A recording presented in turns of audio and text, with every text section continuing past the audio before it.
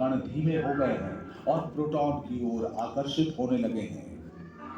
प्रत्येक इलेक्ट्रॉन में ऋणात्मक आवेश होता है और हर प्रोटॉन में एक जैसा धनात्मक आवेश होता है।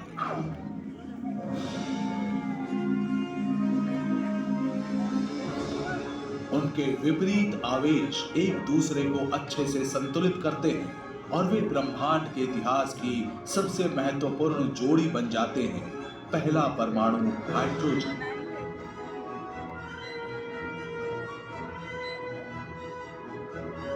इलेक्ट्रॉनों को प्रोटॉन और न्यूट्रॉन के जोड़ों द्वारा भी पकड़ा जाता है और इससे पूरा होता है दूसरा सबसे सरल परमाणु हीलियम।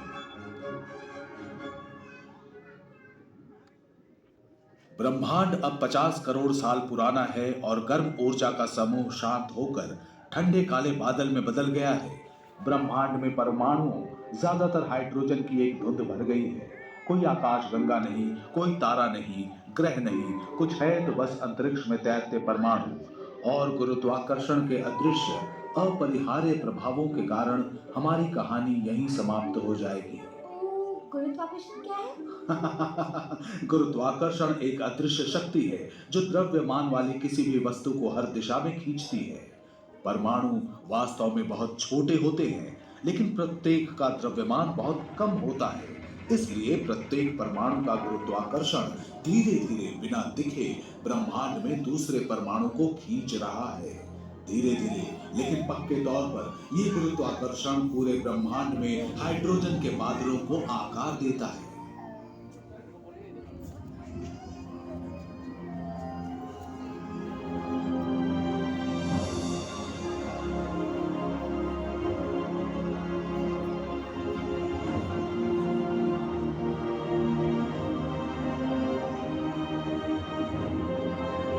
जैसे जैसे ज्यादा से ज्यादा परमाणु एक साथ एकत्रित होते हैं, वे विशाल घूमते बादलों प्रथम प्रोटो गैलेक्सी में बन जाते हैं।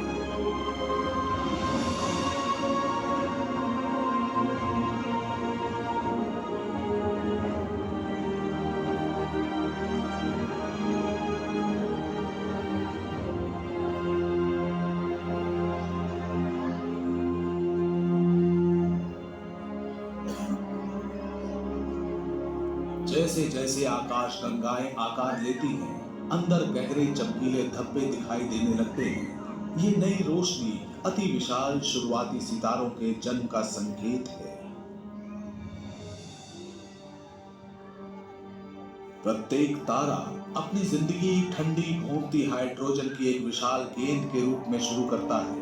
जैसे ही घूमते बादल का गुरुत्वाकर्षण चारों ओर की गैस को खींचता है, गेंद बढ़ने लगती है और बढ़ती जाती है। इस वृद्धि के साथ गुरुत्वाकर्षण भी बढ़ता है और उतना ही अधिक अपनी ओर खींचता है। कोर में परमाणु अधिक से अधिक दबते जाते हैं, जिससे उनका तापमान 1 करोड़ डिग्री सेल्सियस तक बढ़ जाता है। गर्मी और दबाव के कारण हाइड्रोजन परमाणु के नाभिक आपस में जुड़ते हैं और ऊर्जा छोड़ते हैं।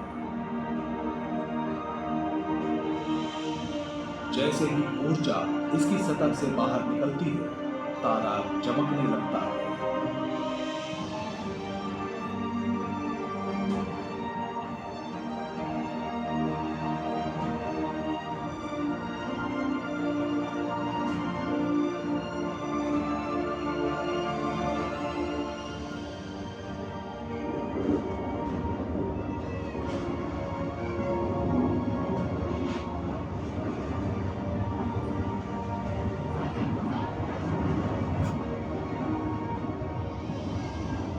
फाइल बंद कर लीजिए, फाइल लग जाएगा।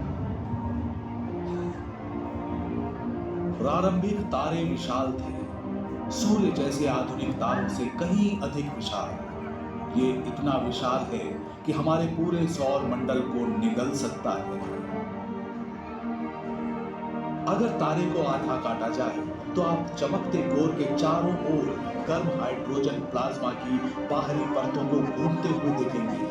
कोर वो स्थान है जहां परमाणु संलयन प्रक्रिया द्वारा लगभग सारी गर्मी उत्पन्न की जाती है। परमाणु संलयन से तारा सिर्फ चमकता नहीं है, बल्कि उसके अंदर कुछ नया बनता भी है।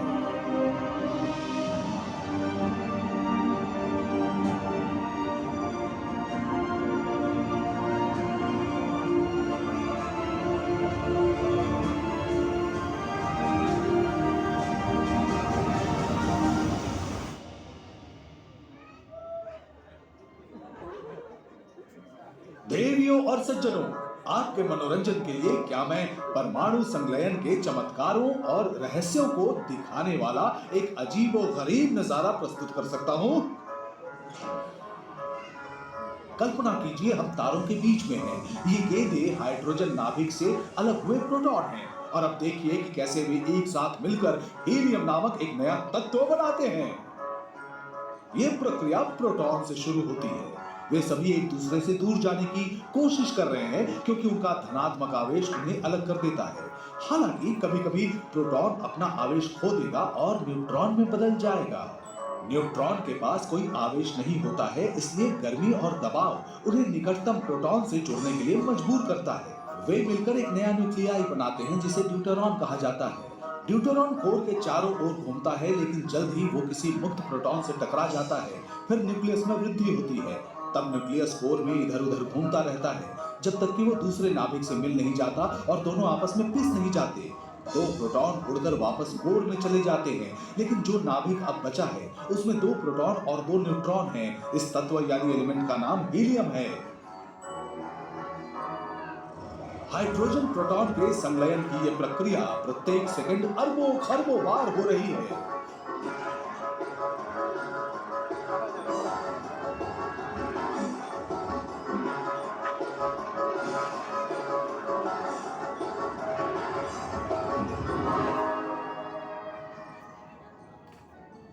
धीरे धीरे हीलियम कोर को भर देता है। आपको लग रहा होगा कि एक बार कोर ने सभी हाइड्रोजन को हीलियम में बदल दिया तो वो काम करना बंद कर देगा, लेकिन तत्वों का बनना तो अभी शुरू हुआ है।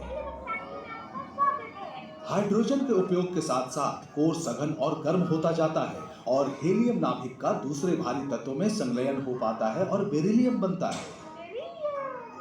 घनत्व और तापमान फिर से बढ़ता है और बेरिलियम हीलियम के साथ संलयन शुरू कर देता है। कार्बन बनता है।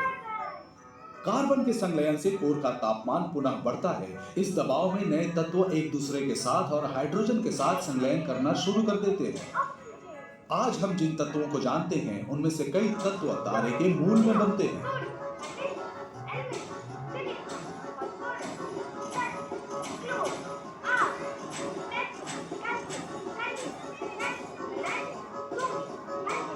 अंत में जाकर जो तत्व बनता है उसे हम लोहा कहते हैं, लेकिन लोहे का केंद्रक इतना स्थिर होता है कि उसका संलयन नहीं हो पाता और इसलिए कोर में तापमान नहीं बढ़ता है। अचानक तारे के अंदर से उसे खींचने वाले गुरुत्वाकर्षण को संतुलित करने के लिए पर्याप्त दबाव नहीं पड़ता। गुरुत्वाकर्षण जीत जाता है और तारे का कोर ढह जाता है।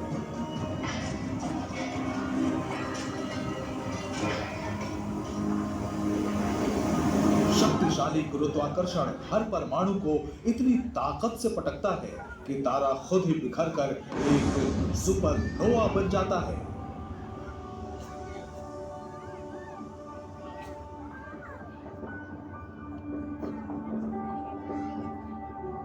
सुपरनोवा तत्व निर्माण प्रक्रिया का अंतिम चरण पूरा करते हैं। इन विशाल विस्फोटों के भीतर जिंक, प्लैटिनम और सोना जैसे भारी और दुर्लभ तत्व बनते हैं।